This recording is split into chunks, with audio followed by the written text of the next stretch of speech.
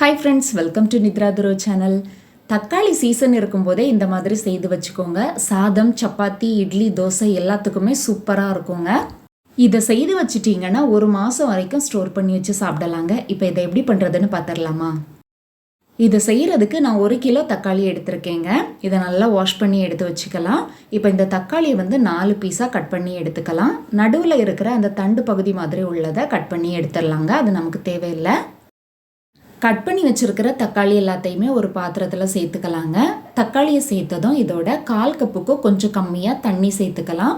கூடவே பெரிய பல் பூண்டா 10 பல் பூண்டு சேர்த்துருக்கேன். நீங்கள் சின்ன பல் பூண்டு எடுக்கிறதா இருந்தால் 20 பல் பூண்டு சேர்த்துக்கோங்க. இதோடவே நெல்லிக்காய் அளவுக்கு புளியும் சேர்த்துட்டு தேவையான அளவு உப்பும் சேர்த்துக்கலாங்க. நான் 1/2 டீஸ்பூன் அளவுக்கு உப்பு சேர்த்துருக்கேன். இப்போ இது எல்லாத்தையுமே சேர்த்து ஒரு வாட்டி மிக்ஸ் பண்ணி விட்டுடலாம். மிக்ஸ் பண்ணி விட்டுட்டு ஸ்டவ் ஆன் பண்ணிவிட்டு இதை மூடி போட்டு வேக வச்சு எடுத்துக்கணுங்க. தக்காளி எல்லாமே நல்லா வெந்து சாஃப்டாக வரணுங்க. கொஞ்ச நேரத்துக்கு ஒரு வாட்டி இதை லைட்டாக மிக்ஸ் பண்ணி மட்டும் விட்டால் போதும். தக்காளி பழத்திலேயே சாறு இருக்கிறதுனால நமக்கு இதை வேக வைக்கிறதுக்கு தண்ணி கொஞ்சமாக மட்டும் சேர்த்தா போதுங்க. பாருங்கள், நம்ம சேர்த்த தண்ணி கரெக்டாக தான் இருக்குது.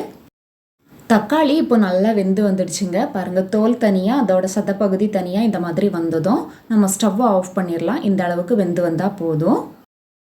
இப்போ ஸ்டவ் ஆஃப் பண்ணதும் இந்த தக்காளியை நல்லா ஆற விட்டுடலாங்க. இதை ஆறுனதும் இதை மிக்சி ஜாரில் சேர்த்துக்கலாம். இப்போ இந்த தக்காளியை நல்லா அரைச்சி எடுத்து வச்சுக்கணுங்க.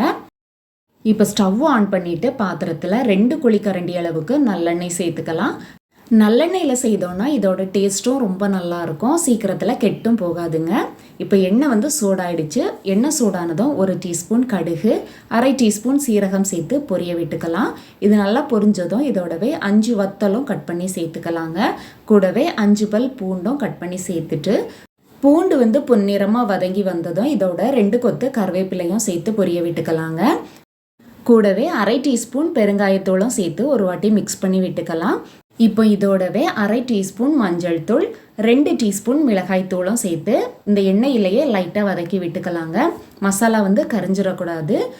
மிளகாய் தூள் இந்த அளவில் சேர்த்திங்கன்னா காரம் நார்மலாக தாங்க இருக்கும். சின்ன குழந்தைங்க கூட சாப்பிடலாம். உங்களுக்கு ஒருவேளை காரம் அதிகமாக வேணும்னா கொஞ்சம் கூடுதலாகவே மிளகாய் தூள் சேர்த்துக்கோங்க.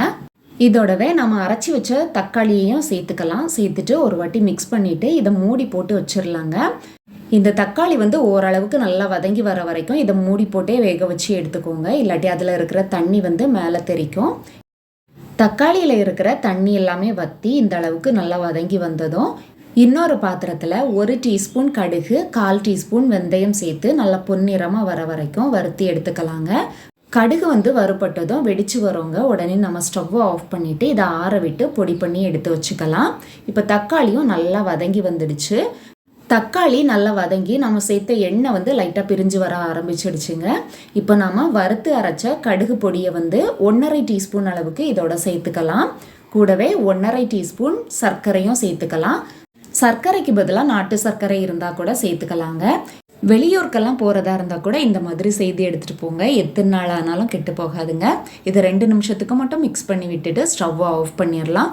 சூப்பரான தக்காளி தொக்குன்னு சொல்லலாம், ஊறுகான்னு சொல்லலாம். ரெடி ஆயிடுச்சு. வீடியோ பிடிச்சிருந்தா லைக் பண்ணுங்கள், ஷேர் பண்ணுங்கள். தேங்க்ஸ் ஃபார் வாட்சிங்.